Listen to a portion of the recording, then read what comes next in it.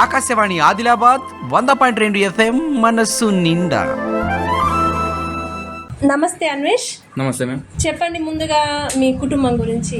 నేను మెరుగు అన్వేష్, మా నాన్నగారు మెరుగు సత్యగౌడ్, మా అమ్మ మెరుగు కవిత, నాకు ఒక చెల్లి మెరుగు అనూష. మీ నాన్నగారు ఏం చేస్తుంటారు? నాన్నగారు కులవృత్తి, చెట్లెక్కేవారు, మేము గౌడ్స్. కానీ కొన్ని సంవత్సరాల క్రితం తను అబ్రాడ్ వెళ్ళిపోయారు, అక్కడ వర్క్ కొరకు. అమ్మ హౌస్ వైఫ్, చెల్లి డిగ్రీ.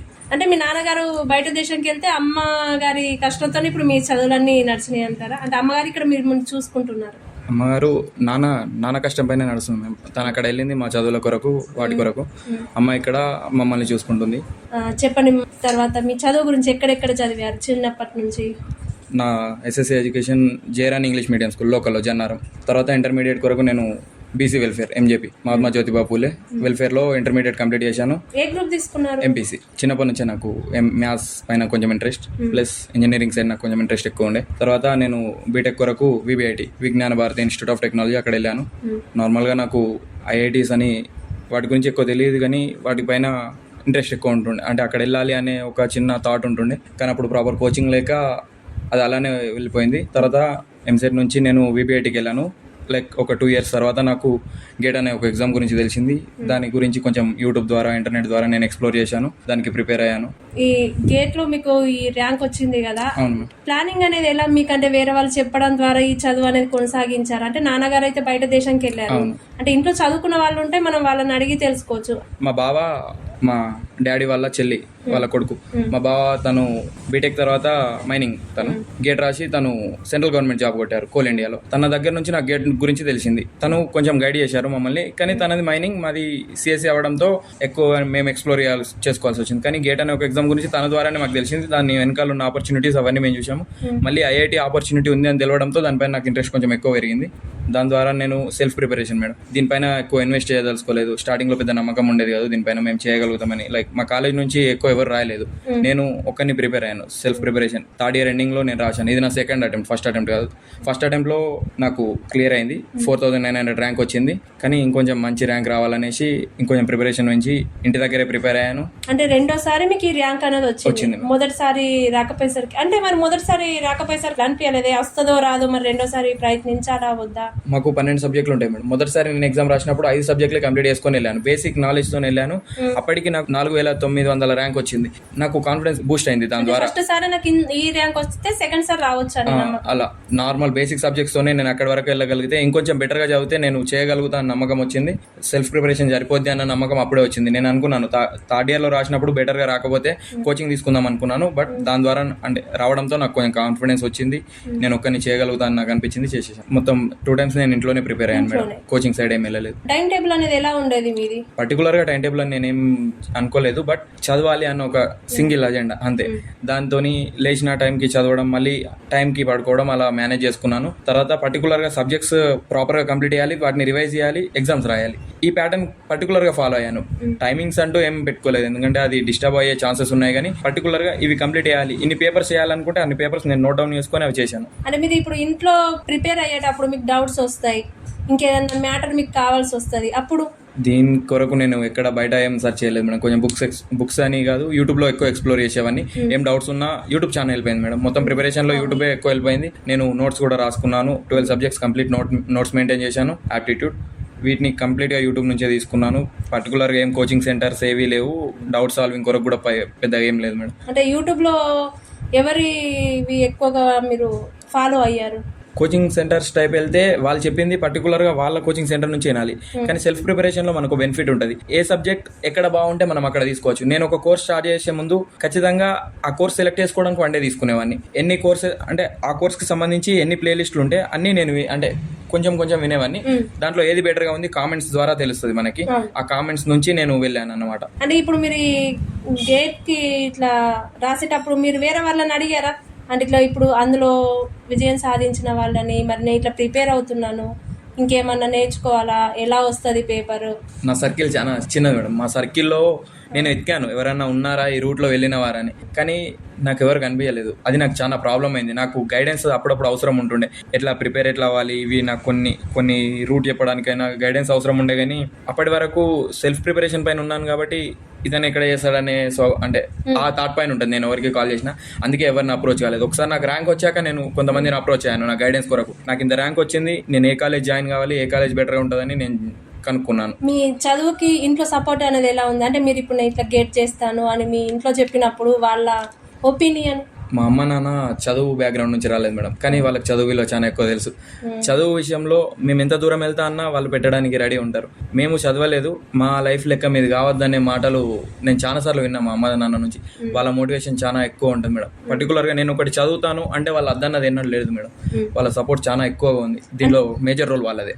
అంటే మనము ఒక దారిలో వెళ్దాం, మనము ఈ చదువు చదువుదామంటే వాళ్ళకి కూడా కొన్ని ఇష్టాలు ఉంటాయి. అంటే నువ్వు ఈ జాబ్లో చేరితే బాగుంటుంది అని తల్లిదండ్రులు కూడా చెప్పే, వాళ్ళ ఇష్టంతో చదవాలని కూడా కొందరు అంటూ ఉంటారు కదా. అంటే తల్లిదండ్రులు మీరు ఏది కావాలనుకున్నారు?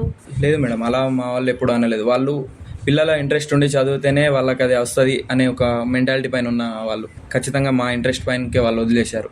మాకు ఆలోచించుకోవడానికి ఫ్రీడమ్ ఇచ్చారు. అంటే మీరు చెప్పినప్పుడు నీ ఇష్టం, నీకు ఏది ఇష్టం అనిపిస్తే అది చెయ్యాలని చెప్పారు. చెయ్యు, ఆలోచించి చెయ్యు, జాగ్రత్తగా చెయ్యు, ప్రాపర్గా వెళ్ళే రూట్ అయినా అని చెప్పారు. అంటే ఇప్పుడు మీరు ఒక మధ్యతరగతి కుటుంబం, అంటే కుల వృత్తి చేసుకునే కుటుంబం కదా. అంటే ఈ చదువు పర్పస్, అంటే మీరు చదువుకునే టైంలో ఖర్చులు ఉంటాయి, పెట్టుబడి పెట్టాల్సి వస్తుంది. అలాంటి టైంలో మీకు మా పేరెంట్స్ చాలా కాంప్రమైజ్ అయ్యారు మేడం. ఆ విషయంలో చాలా కాంప్రమైజ్ అయ్యి మాకు స్టడీ విషయంలో పర్టికులర్గా ఈ చదువు విషయంలో మాత్రం ఏనాడు ఏం రానివ్వలేదు. ప్లస్ మా చెల్లి గవర్నమెంట్ కాలేజీలో చదవడం వల్ల ప్రాపర్గా అది కూడా కొంచెం బెనిఫిట్స్ సైడ్ అయింది. ఇద్దరికి ఒకటేసారి మేనేజ్ చేయడం అంటే ప్రాబ్లం అవుతుండొచ్చు, కానీ ఇది కొంచెం ప్లస్ పాయింట్ అయింది అన్నమాట. ఇప్పుడు మీ చెల్లె కూడా చదువుతుంది అన్నారు కదా, తనకి ఏం చేపియాలనుకుంటున్నారు? తనకు ఇప్పుడు డిగ్రీ అయిపోతుంది మేడం. అయిపోయిన తర్వాత తన ప్రిపరేషన్ స్ట్రాటజీస్ తనకున్నవి. పర్టికులర్గా డిగ్రీ అయిపోయిన తర్వాత తనకి ఒక ఐడియా వస్తుంది, తన ఇంట్రెస్ట్ పైన తనని వదిలేయాలి. అంటే మీరు అంటే ఈ దారిలో వెళ్తే నీకు కూడా ఇది బాగుంటది అనే ప్లానింగ్ అనేది చెప్తూ ఉంటారా? డిగ్రీ అయిపోయిన తర్వాత ఏదైనా గవర్నమెంట్ జాబ్స్ కి ప్రిపేర్ కమ్మని ఎక్కువగా చెప్తాను మేడం. నేను చాలా బెటర్గా ఉంటుంది లైఫ్, వాళ్ళకి కొంచెం ఫ్రీడమ్ వస్తుంది వాటి విషయంలో నేను చెప్తాను. కానీ తన ఇష్టం మేడం అది. సరే, మరి ఇప్పుడు మీ చదువు గురించి చెప్పారు, మీ టైం టేబుల్ అనేది ఇంట్లోనే చదివి నేర్చుకున్నామన్నారు కదా. అంటే ఇప్పుడు మీరు చదివి ఈ ర్యాంక్ తెచ్చుకున్నారు కదా, ఇలా మీలాగా యువత కూడా చదువు బాట బట్టి మంచి ర్యాంక్ రావాలి లేదా జాబ్ రావాలి అంటే ఎలా ఉండాలంటారు? చేయలేం అనే ఒక మాట ఉండకూడదు మేడం. అంతే. పర్టికులర్గా చాలా పెద్దగా అనిపించింది. నేను గేట్ స్టార్ట్ చేసినప్పుడు నా చుట్టుపక్కల ఎవరు లేరు దానికి ప్రిపేర్ అయ్యేవాళ్ళు. ఆ ఎగ్జామ్ అనేది ఎంత పెద్దగా అనిపించింది అంటే, ఒక హైదరాబాద్లోనే ఎన్నో ఇన్స్టిట్యూట్స్ ఉన్నాయి, ఒక్కొక్క ఇన్స్టిట్యూట్లో ఎంతో మంది ఉన్నారు. వాళ్ళ దాటి నేను రాగలుగుతాను ఒక నమ్మకం. నేను ఇప్పుడు చదువుతుంటే ఇంతకంటే బెటర్గా చదివేటోళ్ళు ఇంకెక్కడ నన్ను ఉన్నారు కదా అన్న ఆలోచనలు నాకు చాలా వస్తుండే. కానీ మనం కన్సిస్టెంట్గా వర్క్ చేస్తే మనం ఏదైనా చేయగలుగుతాం. అది నాకు ఇది వచ్చిన తర్వాత అర్థమైంది. ఇప్పుడు నా పైన నాకు కొంచెం నమ్మకం వచ్చింది. పెద్ద పెద్ద ఎగ్జామ్లో ఏమన్నా రాసేది ఏదో సాధించడానికి కాదు, కానీ మన పైన మనకు నమ్మకం బిల్డ్ చేసుకోవడానికి ఇప్పుడు నాకు నమ్మకం వచ్చింది. అలా కన్సిస్టెంట్గా ఉండాలి మేడం. ఒకటి చేద్దాం అనుకుంటే కన్సిస్టెంట్గా ఉండాలి, వర్క్ చేస్తూ ఉండాలి దానిపైన. రిజల్ట్ అనేది ఇవాళ స్టార్ట్ చేస్తే రేపు కనిపించదు కదా, సంవత్సరాలు పడుతుంది. నాకు 2 years పట్టింది. 2 years తర్వాత రిజల్ట్ మాత్రం బెటర్గానే వచ్చింది. కన్సిస్టెన్సీ, ఓపిక, అంతే. అండ్ ఇప్పటి యువతకి చదువు పరంగా ఇంకేమన్నా చెప్పాలనుకుంటున్నారా? ఒక దాంట్లో దిగితే దాన్ని కంప్లీట్ చేయాలి అంతే.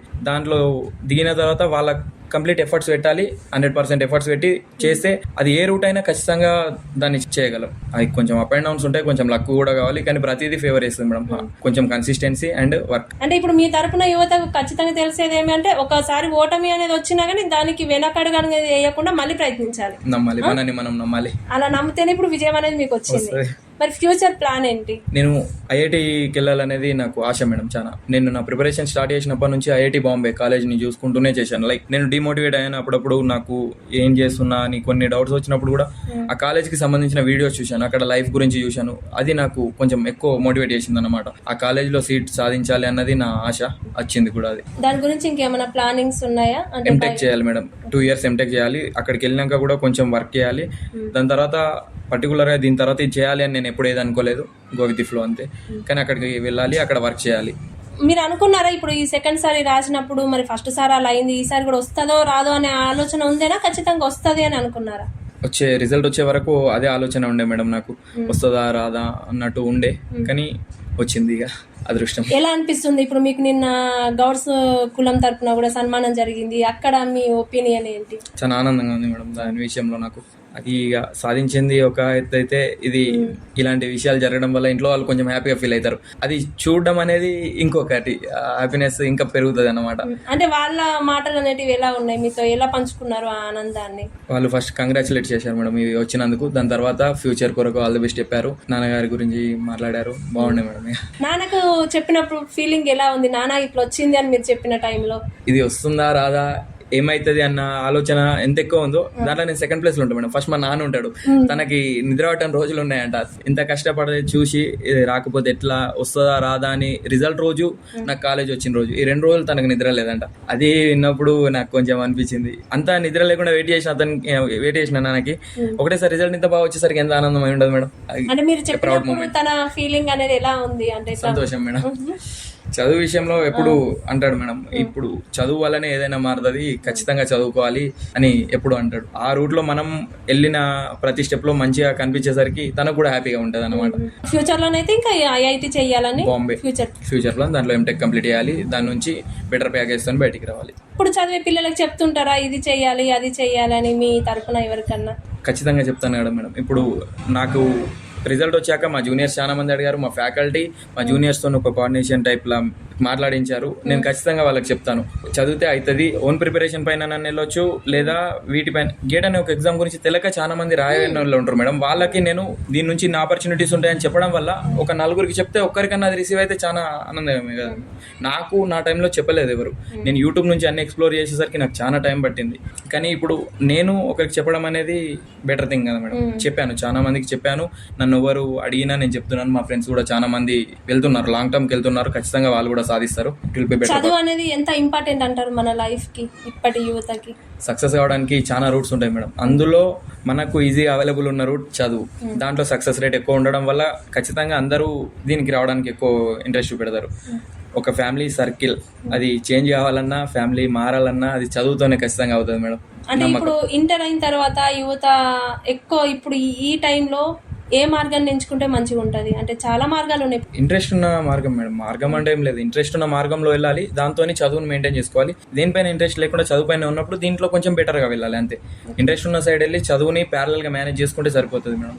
ఇప్పుడు మీరు చదివారు, ఒక జాబ్కి వస్తున్నారు. మరి కుల వృత్తి గురించి మీ ఒపీనియన్ ఏంటి? అంటే మీ నాన్నగారి తర్వాత మీరు చేయలేకపోతున్నాను అనే ఫీలింగ్ ఎప్పుడన్నా వచ్చిందా? అలా ఏం రాలేదు మేడం. కుల వృత్తి పైన ఇంట్రెస్ట్ అంటూ ఉంటది, కానీ ఇప్పుడున్న సర్కమ్స్టాన్సెస్లలో కుల వృత్తితో మనం ఫ్యామిలీని ఎలా తీయలేము కదా మేడం. దానివల్ల మా డాడీ కూడా అలా అబ్రాడ్ వెళ్ళారు. మీ నాన్నగారు ఉన్నప్పుడు ఈ కుల వృత్తిలో ఎప్పుడన్నా పాల్గొనేవారా? నాన్నతో వెళ్ళడము, ఉండడం సరదాగా? ఖచ్చితంగా చేస్తాం కదా మేడం. మా నాన్నగారు చెట్లకి వెళ్తారు, అప్పుడు మేము ఇక్కడ ఉంటాము. ఎవరైనా వచ్చినా కానీ మేము ఏమన్నా ఉన్నాయా? చాలా ఉన్నాయి మేడం.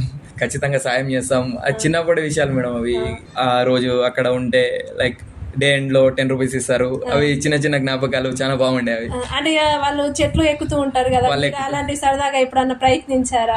ప్రయత్నించాం మేడం. కొన్ని దెబ్బలు కూడా తగిలాయి. ఇక విరమించుకున్నాం, ఆపేసాం. అంటే ఎలా అనిపిస్తుండే? అంటే ఒక కుల వృత్తి అనేది ఖచ్చితంగా ఉంటే అందరూ చెప్పుకోవడానికి కూడా నాది కుల వృత్తి అని చెప్పుకుంటూ ఉంటారు కదా. ఖచ్చితంగా చెప్పుకుంటాం మేడం. కుల వృత్తి నేను గౌడని చెప్పుకోవడానికి నేను ఖచ్చితంగా గర్వపడతాను ఎప్పుడైనా. మా నాన్నగారు అంతా ఆ పొజిషన్ లో ఉంచారు, కానీ అది చేయలేకపోతున్నామన్న బాధ అని కాదు, కానీ కుల వృత్తిని ఖచ్చితంగా గౌరవిస్తాను మేడం. అంటే చేయలేకపోయినా గౌరవిస్తాను, ఖచ్చితంగా గౌరవిస్తాను. మీ ఊర్లో గౌడ్స్ ఎట్లా ఎంతమంది ఉన్నారు? 8 మంది మేడం. చేస్తున్నారు ఇప్పుడు కుల వృత్తి? చేస్తున్నారు మేడం, చాలా మంది చేస్తున్నారు. కొంతమంది ఇలా మా డాడీ లాగా కొంచెం 2-3 బయటికి వెళ్ళారు. బయటికి వెళ్ళి వచ్చి మళ్ళీ కంటిన్యూ చేస్తున్న వాళ్ళు కూడా ఉన్నారు. మా బాబాయ్ ఒక 4-5 years బయటికి వెళ్ళారు, వచ్చి మళ్ళీ కులవృత్తి కంటిన్యూ చేస్తున్నారు. చాలా చక్కగా మాట్లాడావు. అలాగే మీరు కోరుకున్న లక్ష్యాన్ని, మీరు కోరుకున్న జీవితం అనేది మీకు దక్కాలని కోరుకుంటున్నాం. ధన్యవాదాలు. చాలా థ్యాంక్స్ మేడం. ఈ ఆపర్చునిటీ ఇచ్చినందుకు కూడా చాలా థ్యాంక్స్. ఆకాశవాణి ఆదిలాబాద్ 100.2 FM మనస్సు నిండా.